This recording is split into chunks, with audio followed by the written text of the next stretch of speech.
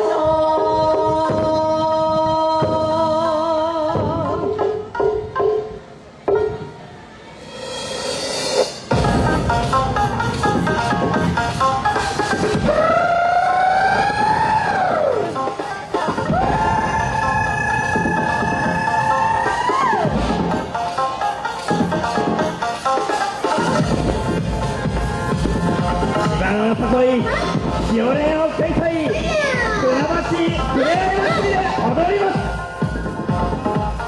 激しい人、千葉の誘い、さあ来いや。